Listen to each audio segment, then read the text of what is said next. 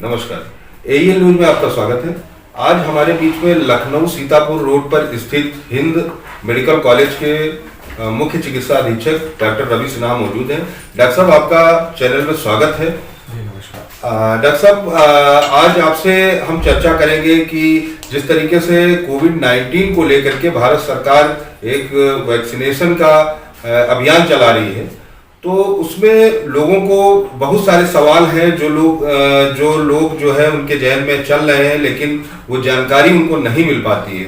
तो आज हमारे दर्शकों को आप बताएंगे कि वैक्सीनेशन के बारे में पूरी जानकारी देंगे।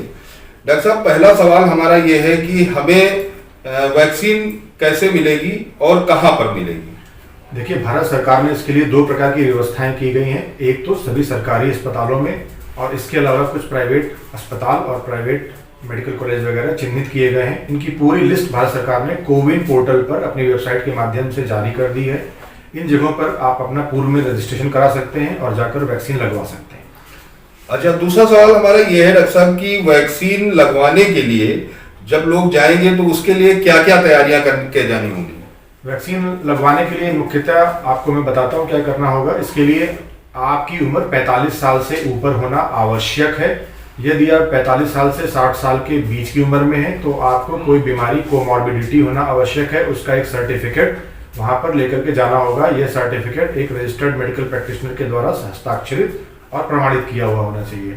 इसके अलावा आपके पास अपनी गवर्नमेंट आईडी जैसे आधार, वोटर आईडी, पैन कार्ड, ऐसी तमाम स्टेट आईडीज होती हैं जिसमें आपका फोटो लगा हुआ होता है, ये आईडी लेकर के जाना होगा। और इसके अलावा आप दो प्रकार से अपना, एक तो वॉक इन रजिस्ट्रेशन करा सकते हैं।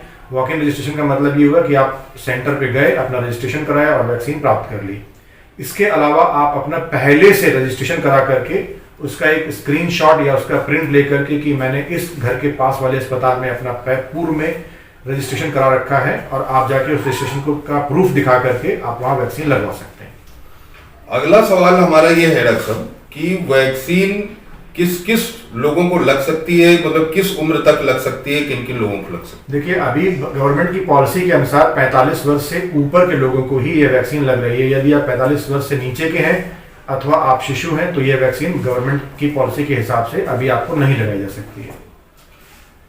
अगला सवाल है डॉक्टर साहब, वैक्सीन लगवाने के लिए कौन कौन से प्रपत्र लाना आवश्यक है?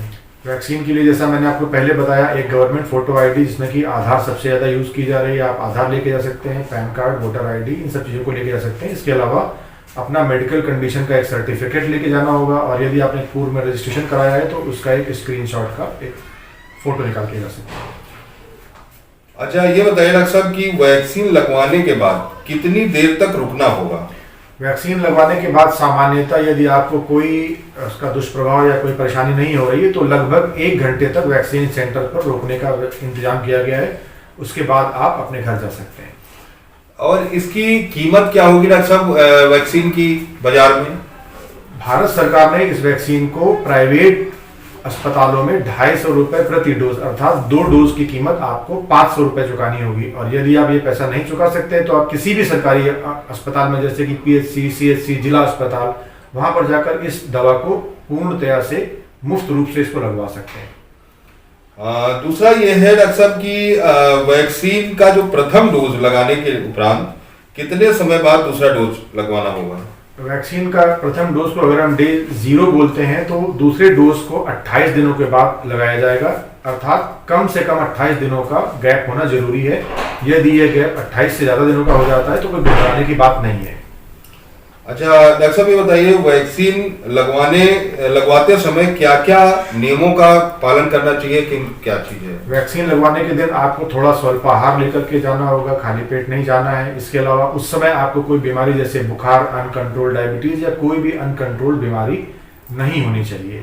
और इन सब के अलावा जब आप वैक्सीन लगवाने के लिए जाएं और वैक्सीन लग जाए तो उसके बाद लगभग 6 हफ्ते तक किसी भी प्रकार का नशा जिसमें कि शराब, अल्कोहल, पान, तंबाकू, इन सब चीजों से बिल्कुल दूरी बनाए रखें, अन्यथा यह वैक्सीन निष्प्रभावी हो जाएगी। एक महत्वपूर्ण सवाल और है डॉक्टर साहब कि क्या शिशुओं को भी वैक्सीन लग सकती है?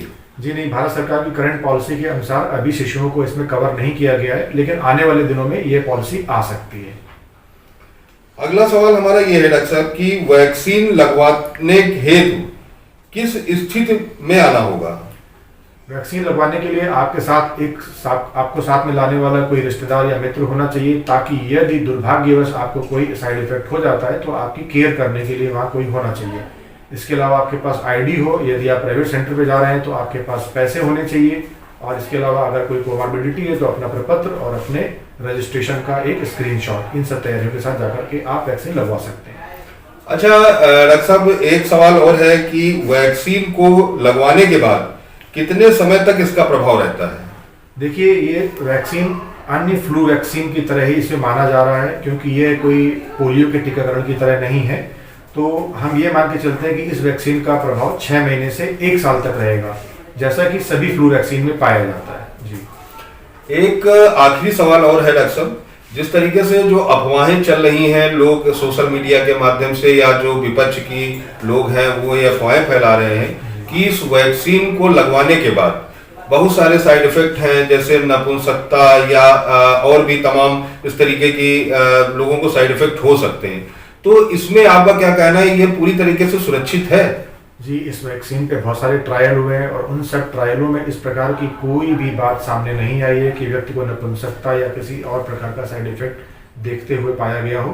तो ये सब बातें कोरी मिथ्या हैं और यह पूर्णतया से इन अफवाहों पर ध्यान न देते हुए हर नागरिक को जाकर के, यदि वो स्वस्थ है तो वैक्सीन अवश्य लगवानी चाहिए।